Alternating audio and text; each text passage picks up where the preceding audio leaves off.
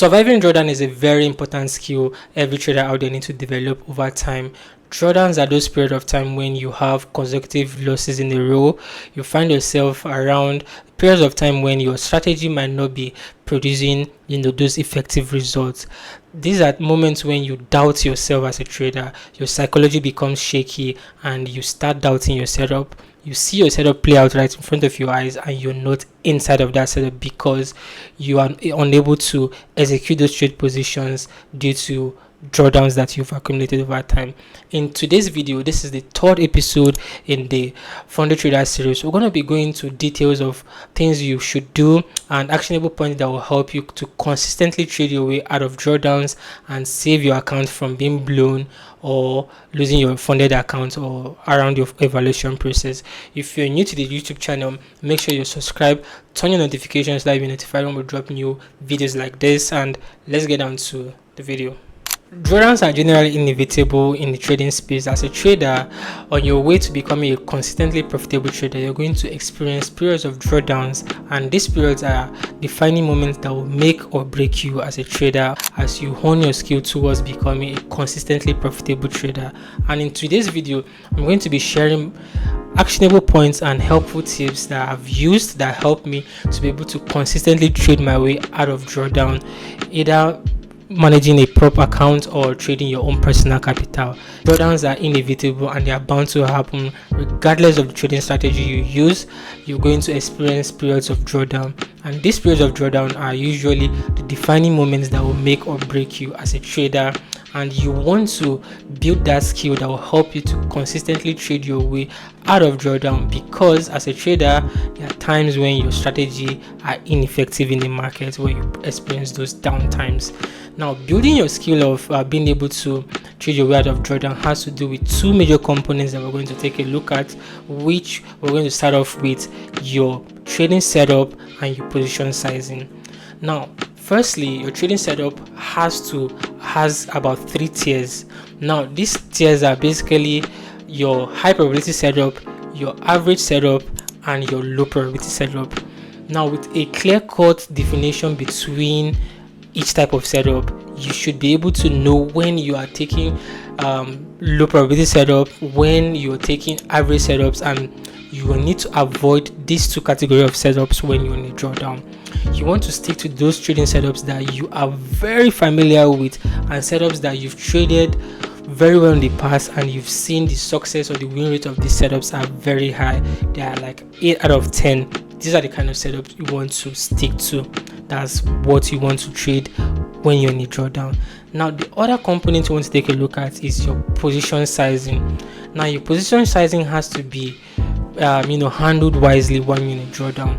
When you're in a drawdown, you want to lower your lot size and be very defensive, and this is the period of time when you want to give your trading account enough room to breathe before it picks up when you place a particular trade. This is a period of time when you are also aggressive when you are taking your setups. Aggressive in the sense that you know when to be offensive when you're in drawdown generally, but then times when you place those trades, those are where you want the market to have those turns and you are in profit. Now, the other thing you want to take a look at within your position sizing is you want to max out around those setups that has the high probability. When I say max out, I mean you want to reduce the number of valid setups or 50-50 kind of setups that you take and max out on those high probability setups, right? Now, the second component of what's going to help you to effectively trade your way out of drawdown is your psychology and your mindset. Now, during periods of drawdown, by default, your mindset becomes a little bit down and your psychology becomes messed up. This is the period of time that you need to set your own personal parameters and preference to how you want to handle the market when you hit certain threshold, or you want to know the things that will trigger you to having these drawdown periods. Now, while managing a prop account, by default we always have our maximum daily loss and your overall loss. Now, for your maximum daily loss, you want to set your own personal maximum daily loss. Let's say, for example, your prop firm is giving you a 5% maximum daily loss. You want to cap it to 2 or 2.5% or maximum 3% on your trading account. Now, with this threshold set in place, this is going to help you to be able to stay away from the market when you've hit that threshold and come back the next day to trade that account with a good buffer. Now, once you've hit this threshold, right, you want to have your kind of game plan that will help you trade out of drawdown, which is what we are talking about while we are here. Now, this is the time when you trade high probability setups like I've mentioned earlier on, and this is the period where you need to be very, very, very selective with the kind of setups you take. Less is more, and you want to stick to those high probability ones. Now, your psychology will be intact when you know that you're sticking to trade setups that you're very familiar with. This is not a time when you want to experiment. This is not a time when you want to trade a certain pair that you've never traded before. And this is not the time when you want to, be randomly upping your lot size or taking them down. You want to keep your lot size. You want to keep your lot size around certain range and be consistent with it until you trade your way back up. Now, I'm going to be linking the Telegram channel in the video description. On the channel, we usually share high probability setups, and we have testimonials of those who are able to take our trades and trade their way up from drawdown. Now, over to the other component we want to take a look at, which is your psychology. Now, let's take a look at other relatable stuff outside of trading. Now, let's use Real Madrid for example. Real Madrid is a very successful football team when it comes to playing Champions League. Now, while they are playing Champions League, everybody knows that these guys, they have a very good record and a strong psychology and mental game when it comes to playing Champions League. Regardless of if they are in a loss, maybe they are down by 3-0 or so, they still play their very best game. They still attack with a very offensive style and also still defend very well. Why? Because they have already built that knack and mindset around when they are playing this kind of competition or Champions League, and they play it very, very well. So you want to adapt that kind of mindset to your trading. When you're on a losing streak, you have to have your contingency plan of how you're going to recover from that trade. One of the things that will help you recover from that trade is your trading journal. Your trading journal should be able to regulate you when you are having your losing streak. You go back to your trading journal, you take a look at the goals you've set. Why are you trading this trading account, and the end game to you managing that trading account. For me, I do this all the time, and it helps me regulate when I'm in a losing streak. So over here on my screen, we're going to take a look at my trading journal for the past 30 days on my funded accounts and how I've been able to trade back up from drawdown. So over to my screen here. So on my screen here, I'm having the trading journal for my trading account for the past 30 days, right?